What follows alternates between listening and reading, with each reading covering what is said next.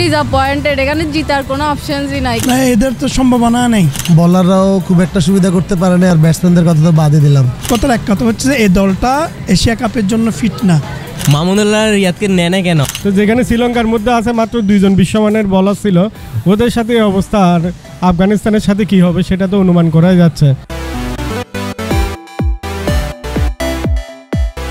প্রিয় দর্শক, স্বাগত জানাচ্ছি চিটাগং লাইভে নিয়মিত আয়োজন সরাসরি জনতা অনুষ্ঠানে। চলছে এশিয়া কাপ। ইতিমধ্যে বাংলাদেশ শ্রীলঙ্কার সাথে একটি ম্যাচ খেলেছে এবং শোচনীয়ভাবে সেই ম্যাচটি হেরে যায়। বাংলাদেশে আরেকটি ম্যাচ আছে আফগানিস্তানের সাথে। যদি ম্যাচটি জিতে যায় তাহলে বাংলাদেশ দ্বিতীয় রাউন্ডে যাওয়ার সম্ভাবনা রয়েছে, আর যদি হেরে যায় তাহলে এশিয়া কাপ থেকে বাংলাদেশকে বিদায় নিতে হবে। এই মুহূর্তে বাংলাদেশের ক্রিকেট প্রেমীরা কী ভাবছে চলুন শুনে আসি। যদি টপ অর্ডার ব্যাটসম্যানগুলো চেঞ্জ করে থাকে তবে আমার মনে হয় যে বাংলাদেশ জেতার সম্ভাবনা আছে।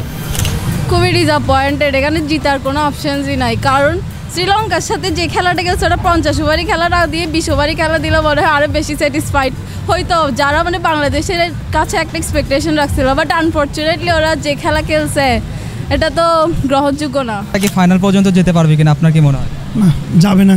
কেন? না, এদের তো সম্ভাবনা নেই। একটু কি আশা করতে পারি না? আমরা আশা করতে পারি না। বাংলাদেশ অবশ্যই যেহেতু নিজের দেশ, চাইবো যেটা ভালোই করুক।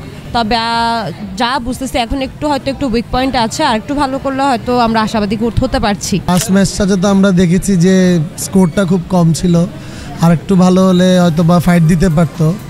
বলাররাও খুব একটা সুবিধা করতে পারে না, আর ব্যাটসম্যানদের কথা তো বাদই দিলাম। আমার তো মনে হয়, কারণ শ্রীলঙ্কার বোলিং লাইন আপে যেখানে এই অবস্থা, সেখানে আফগানিস্তানের বোলিং লাইন আপ তো ওদের চাইতে অনেক ভালো। কারণ ওদের বিশ্বমানের 3জন স্পিনার আছে, রশিদ খান, মুজিবুর রহমান, তারপর আপনার ফজলুল হক ফারুকি, এরকম আরও 5জন বলার মধ্যে 4জনই বিশ্বমানের বোলার। তো যেখানে শ্রীলঙ্কার মধ্যে আছে মাত্র 2জন বিশ্বমানের বলার ছিল, ওদের সাথে এই অবস্থা, আর আফগানিস্তানের সাথে কি হবে সেটা তো অনুমান করাই যাচ্ছে। বাংলাদেশ এই টিমটা থেকে আমাদের আশা অনেকটাই বেশি। আমরা আশা করি যে বাংলাদেশ ফার্স্টে এশিয়া কাপ এবং অ্যাট লাস্ট ওয়ার্ল্ড কাপ জিতবে। মামুনুল্লাহ রিয়াদকে নেয় না কেন? আমাদের কথা হচ্ছে এটা, এত ভালো যে পারফরমেন্স করে ওদেরকে যদি না নেয় বাংলাদেশ জিতবে কেমনে? বাংলাদেশে যে দলটা এশিয়া কাপে খেলতে গেছে, এই দলটা নিয়ে আপনার প্রত্যাশা কতটুকু? প্রত্যাশা ভাই কি বলবো, আর যে খেলা দেখছি আর কিছুই ভালো লাগতেছে না ভাই। আর খেলা কি দেখবো ভাই, না খেললেই ভালোই তো।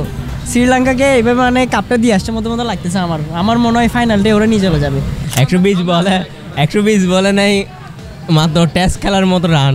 স্বপ্ন তো দেখতে পারি বাংলাদেশ এশিয়া কাপ জিতবে। হ্যাঁ, স্বপ্ন দেখতে পারে, এখন পূরণ হবে না কিনা জানি না। সব কথার এক কথা হচ্ছে যে এই দলটা এশিয়া কাপের জন্য ফিট না। এটা প্রথম পর্ব থেকে চলে আসবে। সিনিয়রদেরকে এখানে প্রায়োরিটি দেওয়া, তারপরে যারা এক্সপিরিয়েন্সফুল তাদেরকে এখানে ফার্স্টে ওপেনিংয়েরগুলোতে নামানোর একটা ব্যাপার-স্যাপার। যেখানে শ্রীলঙ্কার সাথে পারে নাই, এগুলো আফগানিস্তানের সাথে আশা করা যায় না।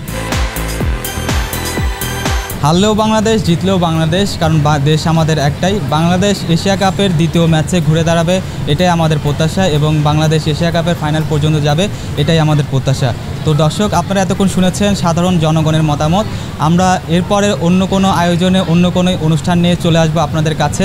ততদিন পর্যন্ত সবাই সুস্থ থাকবেন, ভালো থাকবেন। আল্লাহ হাফেজ। রাহাত হাসান, চিটাগং লাইভ।